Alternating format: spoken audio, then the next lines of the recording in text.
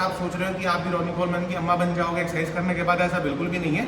बहुत ट्राई करती है, जैसे सीढ़ी चलते हो ना धीरे धीरे धीरे धीरे, वैसे ही अपने फूड को भी उस हिसाब से बढ़ाते जाना, हफ्ते 15 दिन 20 दिन के हिसाब से। और एक प्रॉपर स्टीरॉइड है, सस्ता स्टीरॉइड है, उसको जितना कंज्यूम कम करोगे आपकी बॉडी के लिए उतना अच्छा है।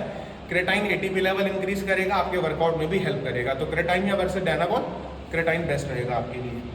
चीज़ें जिंदगी में अगर जो चीज़ अपने शरीर के ऊपर नहीं लगा सकते ना, तो फिर शायद आपको बुरा लग जाए, पर आप गलत नौकरी या फिर गलत प्रोफेशन में हो कि 1 घंटा या 1.5 घंटा आपको अपने लिए नहीं मिल रहा। जिस कमा लो जितना कमाना है, बाद में अस्पताल में भरना पड़ जाएगा, वो अलग बात है।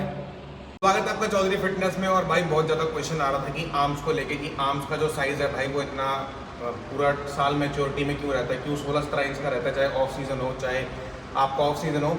अभी फिलहाल मैं प्रेप से आउट हो चुका हूँ जस्ट बिकॉज ऑफ कुछ इंजरीज हो गई हैं बॉडी में, जस्ट बिकॉज थोड़ा सा टेनिस एल्बो बाहर आ गया है, एल्बो ज़्यादा सूज रही है, दिख भी रहा होगा थोड़ा सा हड्डी दोनों में फ़र्क आ रहा है, ये हड्डी बाहर आ रही है, जिसकी वजह से अपनी जो प्रेप थी उसको डिसकंटिन्यू करना पड़ा एंड आउट ऑफ फॉर्म आ गए हैं। बट हाँ, वर्कआउट नहीं रोकेंगे, आज संडे है और आपको आर्म्स का वर्कआउट पूरा दिखाऊंगा। सबसे पहले जो बेसिक वर्कआउट रहेगा वो 2 ट्राइसेप का, फिर 2 बाइसेप का, फिर दोबारा डिसकंटिन्यू ट्राइसेप की तरफ वापस बढ़ेंगे 2 एक्सरसाइज, और लास्ट एक्सरसाइज रहेगी अपने बाइसेप की। वार्म अप कंप्लीट कर लेते हैं, उसके बाद बढ़ेंगे अपनी पहली एक्सरसाइज की तरफ। कहता हूँ कि अभी थोड़ा सा एल्बो की प्रॉब्लम चल रही है, जिसकी वजह से अगर मैं इंक्लाइन बेंच या स्ट्रेट बेंच मार रहा हूँ तो मेरा दर्द हो रहा है, तो इसलिए नॉर्मल जिगजैग रॉड लिया है और इसके मैं लगाऊंगा 5 सेट। 2 वार्म अप मेरा कंप्लीट हो चुका है।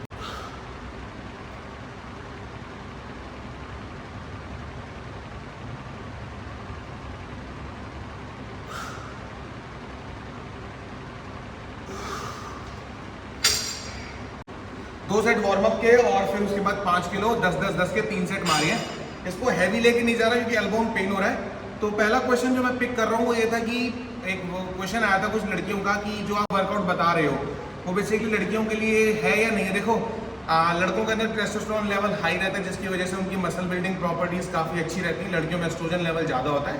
साइंस में नहीं घुसते, सीधा फंडा स्पष्ट भाषा में ये रहता है कि अगर आप सोच रहे हो कि आप भी रॉनी कोलमैन की अम्मा बन जाओगे एक्सरसाइज करने के बाद, ऐसा बिल्कुल भी नहीं है।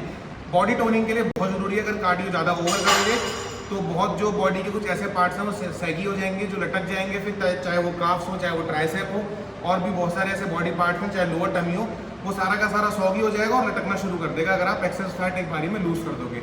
तो मसल बिल्डिंग बिल्कुल भी कोई फंडा नहीं होने वाला। आप कैसा कि आपको डोले नहीं कराएंगे, बिल्कुल भी प्रोटीन डाइट रखोगे एंड साथ में वर्कआउट करोगे तो मसल जो है वो टोन ही होंगी आपकी। किसी को भी एल्बो की प्रॉब्लम हो रही है तो सीधी रॉड ज़्यादा मत लगाना, थोड़ा सा जिगजैग वाली रॉड परफॉर्म कर लेना। एंड अगर नहीं हो रही है एल्बो में कहीं भी प्रॉब्लम तो सीधी रॉड से भी आप इसको परफॉर्म कर सकते हो। 5 सेट लगाने हैं। ट्राइसेप का फंडा ये रहेगा, हर सेट में ना वेट को बढ़ाते चले जाओगे, उस एक्सरसाइज में भी और इस एक्सरसाइज में भी।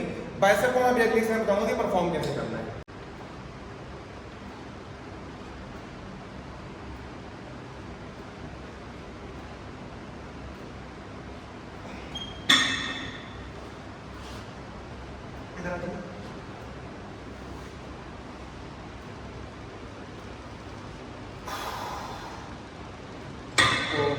तो अगला क्वेश्चन ये आ रहा था कि बालों के लिए भाई कुछ ऐसा बताओ कि बाल झड़े ना और कम बाल झड़े।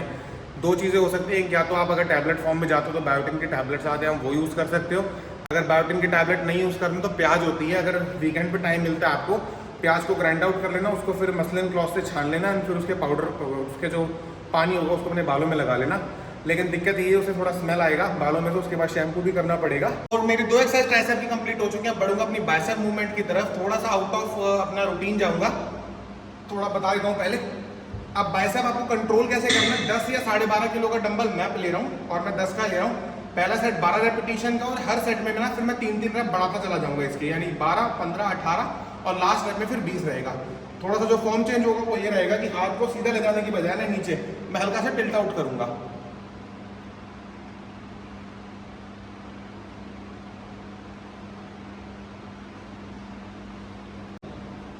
एंड मैं सिंगल हाथ से क्यों परफॉर्म कर रहा हूँ, मैंने पहले भी वीडियो में बताया था कि नो पार्टनर वर्कआउट है, कोई हमारे साथ वर्कआउट नहीं करने वाला, हम सिंगल बंदे करेंगे। अगर मैं रॉड से परफॉर्म करता हूँ तो मेरी दोनों मसल्स पे जो टेंशन इक्वल नहीं आता, इसलिए मैं कोशिश करता हूँ कि जब भी मैं वर्कआउट करूँ चाहे कोई भी मसल का हो, उसमें 1 या 2 एक्सरसाइज मेरी ऐसी हो जो सिंगल हाथ से चले।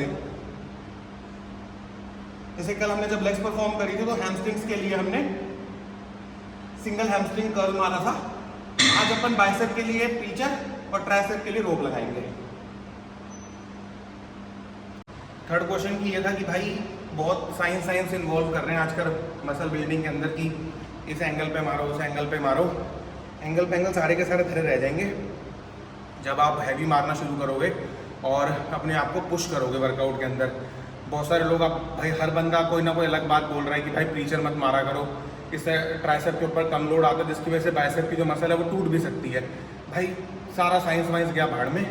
मसल बिल्डिंग जो चलती है वो सिर्फ दो चीज़ें चलती है, आपकी डाइट और आपका हार्ड वर्कआउट से। हार्ड वर्कआउट का ये मतलब नहीं कि अंधों की तरह आपने वजन उठाए जा रहे हो। 8 से 10 रैप जिस वेट कैटेगरी में आपके लग रहे हैं वो वेट आपकी कैटेगरी का है। 8 रैप का मतलब हर रैप में आपकी फटनी चाहिए। अब बढ़ेंगे अपनी फोर्थ एक्सरसाइज की तरफ। थोड़ा सा मैं आपको बताया था वर्कआउट जो मैं मार रहा हूँ वो मैं थिकनेस के लिए मार रहा हूँ, ब्रॉड लुक के लिए, कि साइड से जब कोई देखे तो वो हाथ बड़ा दिखे। पहली 2 एक्सरसाइज भी हमने उसकी परफॉर्म करी। प्रीचर भी साइड आर्म के लिए हमारा।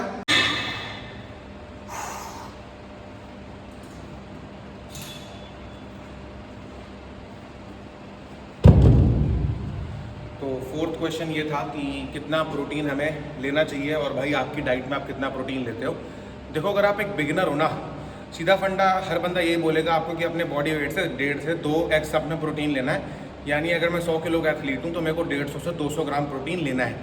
बाहर वैसे भी हीट अलर्ट चल रहा है, इतनी गर्मी चल रही है, आप शरीर के अंदर इतना प्रोटीन अगर डाल दोगे ना, और अगर बिगिनर हो तो लूज मोशन, डायरिया, इतनी सारी प्रॉब्लम्स हो सकती है ना आपकी बॉडी के अंदर, इवन किडनी तक डैमेज हो सकती है अगर इतना प्रोटीन एक बारी में डाल दोगे। तो सीधा एक ही फंडा बताऊंगा, नया जिम जाना अगर शुरू किया, चाहे प्रोटीन हो चाहे फूड सप्लीमेंट से लो, आपने जो शुरुआत करनी है वो 0.5x से करनी है। अगर अभी भी जिम जाना शुरू किया, यानी अगर आप 100 किलो के एथलीट हो, एग्जाम्पल दे रहा हूँ, 50 किलो के हो तो 25 ग्राम प्रोटीन से आप टारगेट शुरू करना कि पहले हफ्ते 25 ग्राम, फिर उसके अगले हफ्ते 1x यानी 50 ग्राम, फिर बढ़ाते चले जाना उसको धीरे धीरे। ये बिल्कुल भी मत करना, कोई भी डाइट प्लान के अंदर ये बिल्कुल भी फॉलो मत करना कि एकदम से प्रोटीन हाई कर दिए या फिर एकदम से कार्ब्स हाई कर दिए। जैसे सीढ़ी चलते हो ना धीरे धीरे, वैसे ही अपने फूड को भी उस हिसाब से बढ़ाते जाना, हफ्ते, 15 दिन, 20 दिन के हिसाब से। हफ्ते मैं अपने लिए बोल रहा हूँ क्योंकि मैं अडेप्ट कर चुका हूँ उस चेंजेस को, कि अगर मैं अपनी बॉडी में कुछ भी डालूंगा ना तो वो 1-2 हफ्ते के अंदर उसको पहचान लेती है कि हाँ भाई बंदा प्रोटीन ज़्यादा डाल रहा है, हाँ भाई कार्ब ज़्यादा डाल रहा है। आप एज अ बिगनर हो, वर्कआउट अभी शुरू कर रहे हो, ये भी प्रॉब्लम हो सकती है कि हफ्ता नहीं महीना लग जाए आपकी बॉडी को 25 ग्राम प्रोटीन भी लेने में। आप डाल रहे हो 100 ग्राम, होने कुछ नहीं वाला, वो सारा का सारा बह जाएगा।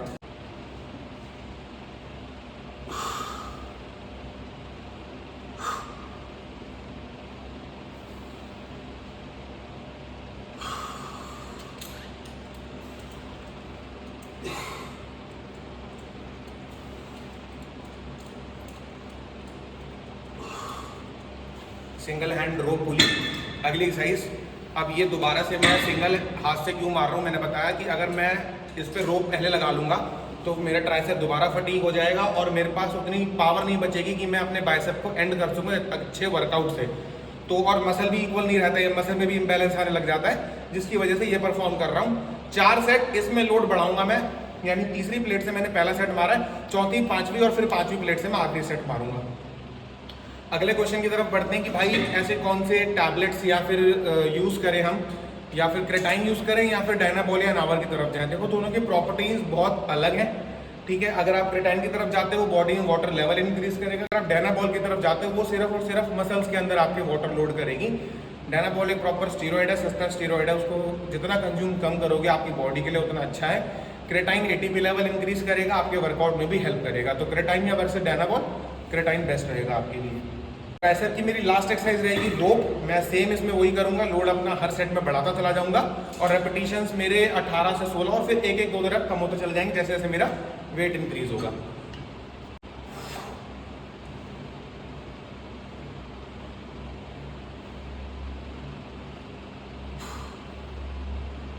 जो है उसको हम मतलब टाइम नहीं मिलता जिम जाने के लिए या फिर किसी भी चीज़ के लिए XYZ, कि अगर हम काम कर रहे हैं बिजनेस आवर्स के अंदर हैं अपने, तो हमें उतना टाइम नहीं मिलता कि हम जिम जा सकें।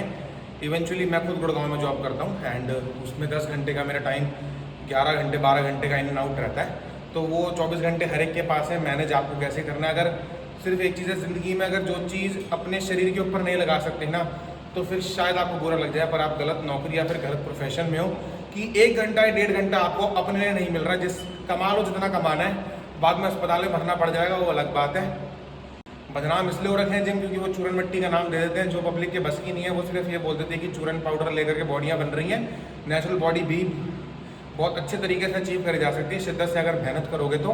और अगर अपने लिए दिन में 1 घंटा अपनी फिटनेस पे नहीं दे पा रहे तो मेरे भाई मेरी बहन, आप गलत प्रोफेशन में उसको छोड़ो और कुछ और करो। या तो आपके बस की नहीं है या फिर आप गलत जगह पे बैठे हो।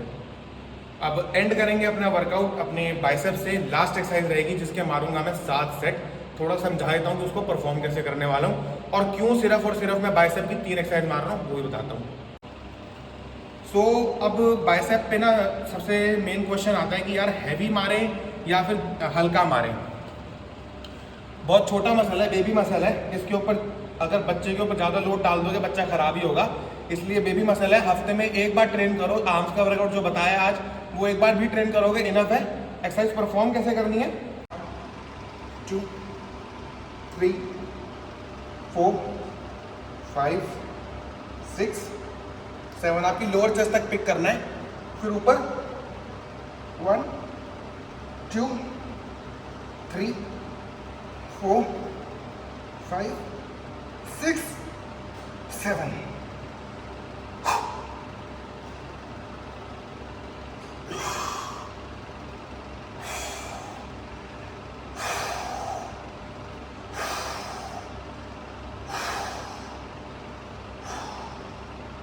टोटल 21 रेपिटेशन इसके। 21 रेपिटेशन के 7 सेट एक बार कवर कर देना।